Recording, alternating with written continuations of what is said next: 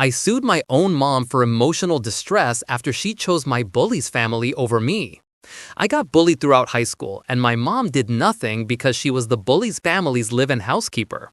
Years later, I got my revenge. I, 22F, have been staying away from home for the past 4 years now. I moved out for college at 18 and then ended up getting a job in a different state, so I didn't come back. I visited occasionally, but I was quite happy to leave the place where I grew up, as my childhood and teenage years were not very pleasant. I was bullied relentlessly for just about everything. My dad passed away when I was 10, so we grew up poor. I was also sort of really tall and thin, which became something people would constantly bully me about, calling me Slender Man and worse. It hurt, but I had to laugh it off. Things got particularly bad in high school when a group of girls, led by a girl I'll call Madison, wouldn't pass up any chance to make fun of me and make me insecure about everything, from my clothes to the way I lived. I wanted to disappear altogether.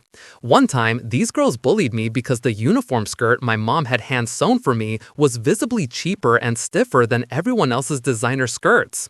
Madison cornered me, laughing, and said, "It looks like a canvas tent, doesn't it?" I tried to fight back, but all I could do was run to the washroom and cry. After the first few instances of bullying, I told my mom about what was happening, but instead of backing me up, she told me to keep quiet about it and let it slide. I never understood why exactly she wanted me to stay silent, even when I told her I was being locked in the washroom and harassed daily. She would only repeat the same words. "We are poor and I am working hard. We can't afford to pick a fight with that family. You need to be tough."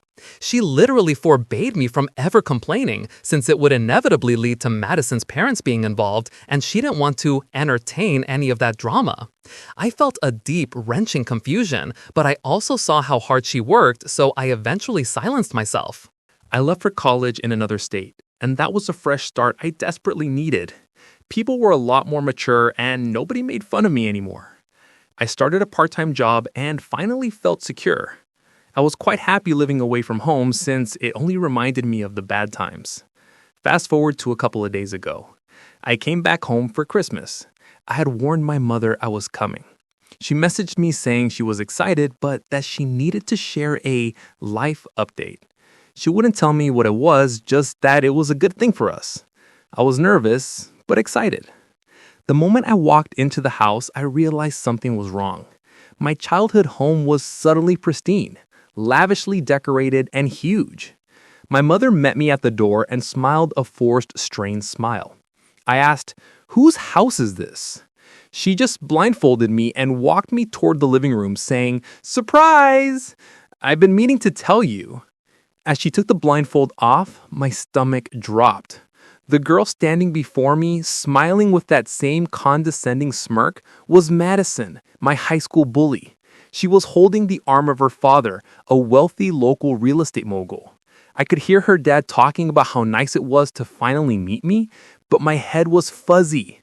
I walked straight past them, up the stairs, and locked myself in my old room. My mother followed, demanding I apologize for being rude. I cut her off and asked how she knew them and why we were in their house.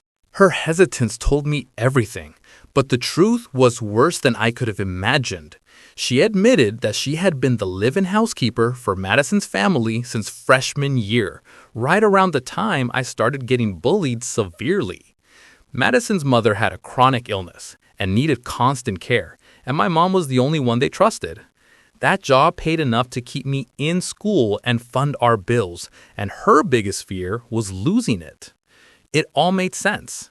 My mother didn't want me to complain because she was choosing her comfortable paycheck over her daughter's safety and emotional well-being.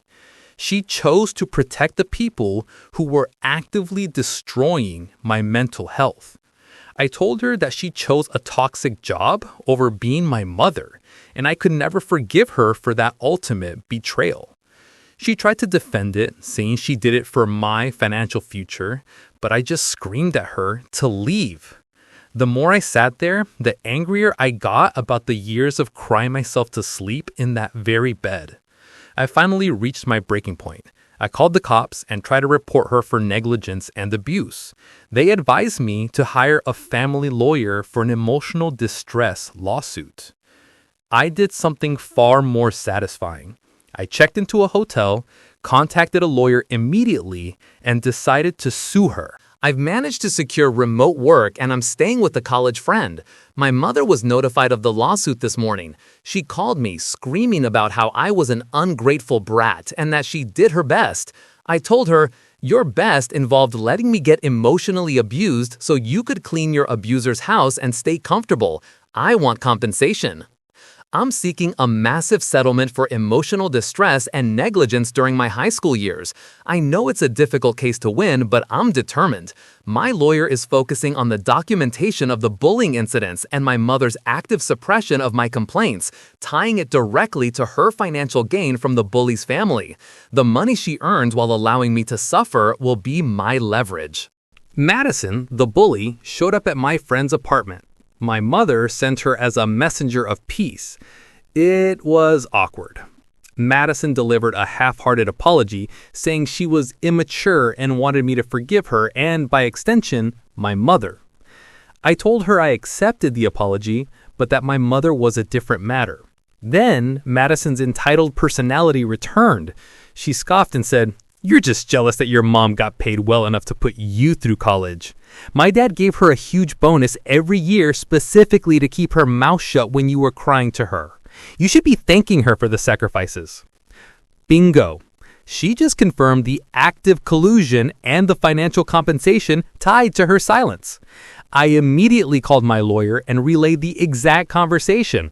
Madison looked horrified and fled, realizing she had just provided my lawyer with a direct link between the bully's family's money and my mother's refusal to protect me. It was a tough few weeks, but I have incredible news. I won. My mother's legal counsel, who was being paid for by Madison's wealthy father, tried everything. But with the testimony from my friend, old classmates who witnessed the bullying, and the evidence of Madison's slip-up, the bonus for silence, we proved the intentional infliction of severe emotional distress. My wonderful mother ended up paying me $75,000 in damages. The money is going toward paying off my lawyer, getting me into intense therapy, and giving me a serious financial boost. My mother and Madison are active online, calling me a greedy, immoral daughter who betrayed her family, but none of it matters. I got my ultimate revenge. They lost. I finally won against the person who chose a paycheck over her own child. This is the payback they'll have to live with forever. I'm finally free.